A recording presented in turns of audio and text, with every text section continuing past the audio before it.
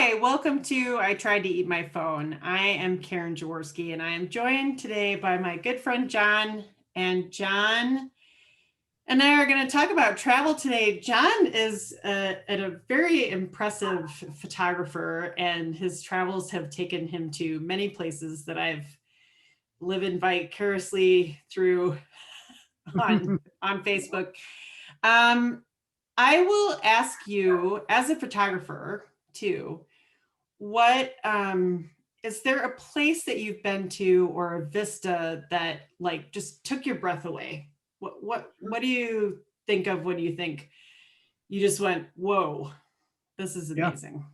there's a lot, and so just when we're getting started, if you hear my dogs, I got a couple dogs around, but they might yip at us, but That's they're just joining in. So, okay.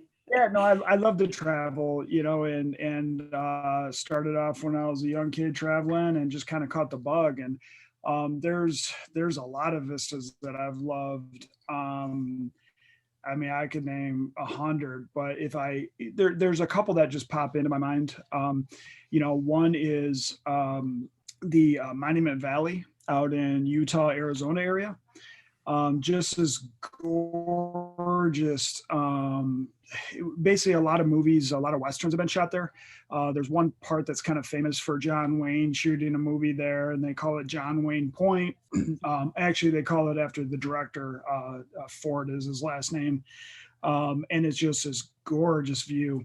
And we were able to, me and my brother were on a trip out there, and we caught sunrise, and just there was no clouds. And as a photographer, you want some clouds in your photo for some depth of field. Mhm. And just as the sun was rising, some clouds came through right where the sun was, but the rays were coming through, and just a gorgeous moment of kind of nature working out for the photography, but also just being there and enjoying it. So um, that and another one would be this island in Ireland that we just came around this curve, and we looked down, and there's this lighthouse, and the waves were crashing, and just the rolling greens. And like they say in Ireland, you see every shade of green. And I'm like, okay, you hear the stories, and then you get there and you really do, you turn another corner and you're like, oh, there's another shade of green. And so that's a couple of many. The one behind me is of Horseshoe Bend in Arizona. That was another, just the one right up here, just gorgeous location. So I've been lucky enough to travel a lot and seen a lot of beautiful locations. And the good thing about photography is you see them a lot of times at sunrise or sunset, trying to catch those moments. So it kind of forces me to see even these beautiful places even at a better time of day for visual stimulation. So Mhm. yeah, Wow. that's a couple. Yeah. Yeah. Have you ever been with travel? I think a lot of times people, when they travel, there's moments that are kind of nerve wracking, like something isn't Mhm. going right. Have you had a moment that's you were like a Sure. little Yeah, shaken? well, so I do a lot of photography. I love cityscapes. I love landscapes as well, but Mhm. I also love to do cityscapes. So I like to go when there's not many people out, which is like, let's say you're in New York, you go out at 4 or 5 in the morning. So I'm there with $10,000, $20,000 worth of equipment. I'm in these places where there's not a lot of people sometimes, trying to capture these shots. So there's been some moments there. I was with a friend of mine in Chicago that you'd interviewed previously and might interview again, Gedge Jones, and we were in Chicago, and we were under the L shooting. It was something like 5 in the morning, something like that.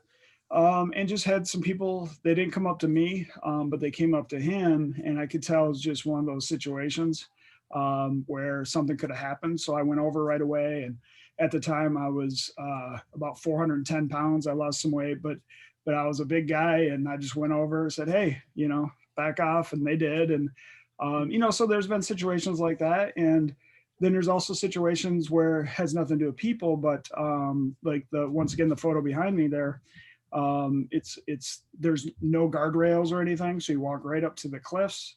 There's I don't know, 500-600 foot drop. So another one, Angels Landing in Zion National Park.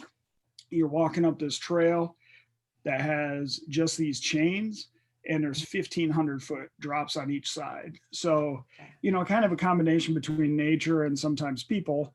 I've definitely been in some situations that either I got myself into or something happened, but luckily nothing major has happened.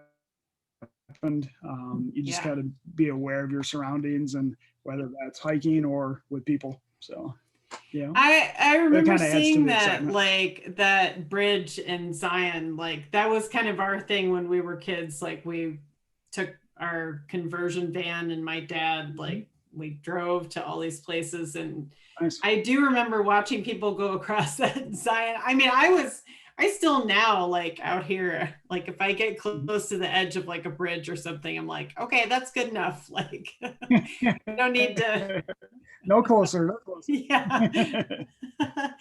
um, if you're like going to kind of a Zen place in your head from your travels, what's the scenery in your head?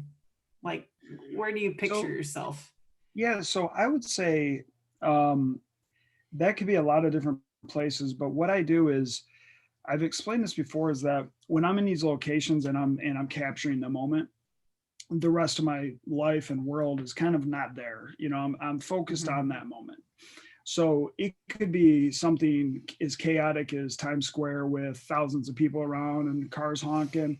And if I'm in my moment capturing something, that is Zen to me when it might be chaos to somebody else, right? Mhm. And then there could be the complete opposite where I'm at one moment that comes to mind was I was at Yosemite. This is back almost 10 years ago in 2011, and I was I was touring the park and I came across another photographer and we started talking. My battery was running out at the time, only had one camera battery. And I'm like, hey, he had a motorhome. And I'm like, hey, do you mind if I charge my battery? He's like, yeah, not a problem. So we Uh-huh. sat there and started to chit chat during that. And we found out that I'd got sober in 2010 and he had been sober about 10 years at that point. Huh. So we just started talking about that. And then he's like, are you staying for Moonboat tonight? And I'm like, I have no idea what that is. But it's twice a year where the moon shines on the Yosemite waterfall and it actually has a moonbow instead of a rainbow, like with the sun. Oh, It's whoa. instead. So I stayed another 12 hours in the park. I get there, he's there. He told me where to be. We're there. We sat there and talked for another few hours, and so with travel and photography, it's about just keeping your mind open to the experience. And I mean, like that, I had no Yeah. idea I was going to run into this guy, and we were going to talk and hit it off. I didn't catch his name. I didn't follow him on Huh. Facebook back then. I wish I would have, but it was just this wonderful moment that we had. And then we saw this beautiful rainbow or moonbow on the waterfalls. So you Wow. just Were just were keeping my you mind. able to capture that? Like that seems like a hard thing to capture on film. I did. So I did what's called long exposure, where you keep the shutter open for 30 seconds on a tripod, and it lets a lot of the Okay. light in, and I was able to capture it. So Wow. actually, one of the started taking photography serious again when I got sober in 2010, and this was really the first time I saw one of my photos and I was just kind of shocked myself. I was like, wow, that is a beautiful moment to capture. And it got me really energized. People liked it, that sort of thing. So Yeah. it was really another step in me taking it more serious again. So, That's yeah. cool. Do you have some of those pictures on your site for Yep. sale? Yep. If you go to my Okay. site, the moonbow is the first one. That's like my, all-time favorite photo. Okay. So yeah, you can find me at John McGraw Photography on any social media or .com. Okay. And yeah, that on my Fine Art America site where I sell everything, that's the first photo. I just, that'll always be a special photo for me for a lot of reasons. So Yeah. yeah, it's prominent. I love that story. I my uncle is a photographer and he was in like Nicaragua during the Sandinista Wars and took photos for the Associated Press and stuff down there. And he's in kind of multimedia stuff now, but he was always like, you know, sunrises, sunsets, rainbows. Hmm. He's like toughest stuff to photograph. It So is I mean, you just magic because moments. people do that all the time where they're like, oh, look at this, and it's like Mhm. this very faint, like so that. Right. So I'm fascinated by the idea of the Yeah. moon bow. Hmm. That's really Yeah, it cool. was a beautiful moment. Um, if you, well, a lot of times when I think about traveling, I think like, well, if I, there's new places I'd like to go, but if I could pull myself back somewhere, there are a few places I'd pull myself back, and you have a bunch of pictures from Chaguatera. Hmm. Yeah. And that was one of the most amazing places I think I've ever been in my life. Like I didn't think places like that actually existed. Right. I actually called it Bugs Bunny Italy while we were Mhm. there because I was like, this is what it looks like in the cartoons. Like it's Right. not like this is really real. Like all these different colored buildings and Hmm. the 5 towns all together, and you hike Yeah. from each town to each town, and the people are so like lovely and friendly, and they want to sell you their food and their wine and their everything. And I just remember thinking like, is this a real place? Like, are we Right. really in a real, is this just made up? But if you had to pick a place to go Hmm. back, I mean that's where I would go. But where Yeah. would you go? Like if you could just bring yourself back somewhere right now that you've been before. So, so you mentioned Italy, and me and my wife went there in 2018, and we just fell in love with Italy. So, if I had to go back anywhere, it would definitely be Italy, and I wouldn't say a specific place. I would go to anywhere in Italy. One place was Siena, right in the middle of Italy, just north of Rome. Just a gorgeous little town. And what we found was that it was out of all the trip we did to the northern version. So we did Rome, Venice, Siena, Cinque Okay. and Florence. Okay. So Siena was like the most like off the not off the beaten path, but it just felt the most natural and not as tourist, I guess. The Mm. tourists go there from like 10 to 2 in during the day. We stayed a couple nights, so those nights you were there with all the locals. And like you mentioned earlier, they're just wonderful people. A lot of them spoke English, but if they didn't, we could still communicate. We went into stores that didn't speak English, and we were able to buy. I mean, you work it out, and they're just so friendly and warming. And Cinque Terre, like you said, just this gorgeous 5 town. These 5 towns right on the coast, and it's one of those areas where I felt the same way that you did. Is that you see a lot of photos of places, then you get there and you're like, it's not exactly what the brochure said or the Yes. travel magazine. And that was one of those where it's like, no, it's exactly what I thought it'd be. And then on top of that, you had the people that were wonderful. Our Airbnb place, the guy owned a restaurant bar like right down at the bottom. So we met him there. We had, some coffee and some lunch. Then went up to his place. He left us, we didn't drink it, but he left us a bottle of wine and this big basket, just Wow. this wonderful, they go above and beyond. So, Which um, which town did you stay in? Were you in Rio Maggiore or? we stayed in the most northern town. Oh yeah, I'm I'm trying to drawing, remember which drawing a one that blank on the one. name. That's all right. But yeah, just gorgeous. And you take the train or walk, hike. We Yeah, hiked between one town to the next, and yeah. and just yeah, just gorgeous. So we are actually going to go back to Italy in April this year before COVID hit, and we weren't able to. So the next time we are able to go international, we'll be there for sure. We'll be back to Italy. We were going to go, excuse me, we were going to go down to the Amalfi Coast this time, Mm. which is kind of like Cinque Terre, but southern of Rome, south of Rome. I'm sorry, but we'll get back there whenever we can travel again. So Yeah. Italy, hands down, just the most gorgeous, warm. The food is, the same thing. Like we're talking about the views. People talk about the food in Italy, and you're like, okay, it's going to be, it'll be good. It was beyond that. Very simple ingredients, but just so fresh and just tasted wonderful. So Yeah.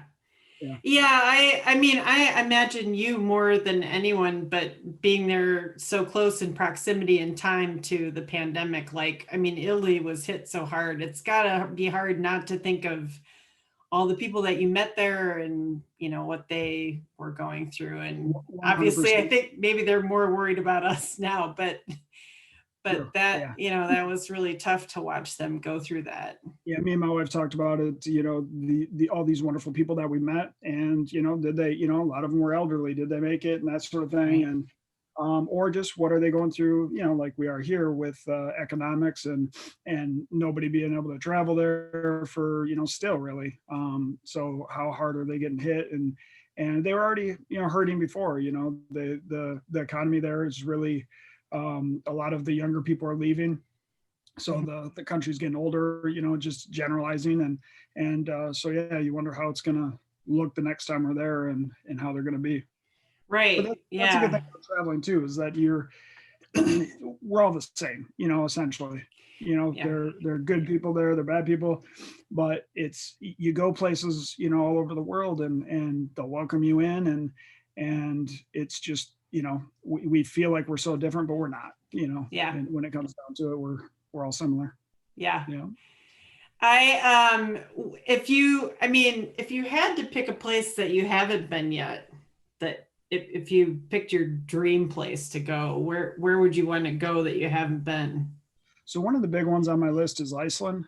It's really become popular in the last Mhm. 5, 10 years with photographers and travelers in general. And it just looks gorgeous, everywhere you look. And we were going to go a couple years ago, and just plans fell through. But I would really love to rent an RV or a bus and do a 10-day loop around Iceland. So that's definitely one of them. Back to Italy, which I've been to, but Iceland, and then I've been to 48, the lower 48. So Okay. eventually, I do want to hit Alaska and Hawaii to Yeah. round out the 50. So All yeah, right, well, come out to Seattle and then take one of the little tiny cruise ships up there. Well, we've always talked about wanting to do one of those small ships that go through like the glaciers and stuff up in Alaska. I always think that would have you be been there really yet? cool. Have you been to No, Alaska? that was when we were planning our honeymoon, we were like Mexico or Alaska, and I was cool with either. But Yeah, we ultimately decided on Mexico, and which actually was great because the area that we went to was hit really hard with the hurricane later that year, right, 15 years ago. And but I still, yeah, Alaska's like it's just almost touching reach, but not quite right. from here. So Yep. I've been to Still, Canada still quite a fun. bit, but Yeah. Right. so yeah, but well, John, thank you so much. I love hearing about your travels. I love looking at your pictures. Thank I'm definitely going to check out the moonbeam pictures, you. Yep. moonbow pictures, and Yeah. thank you for sharing all your experiences. I No, really thank you. appreciate it. So I appreciate you having the conversation, and it's been great talking to you. thanks, John.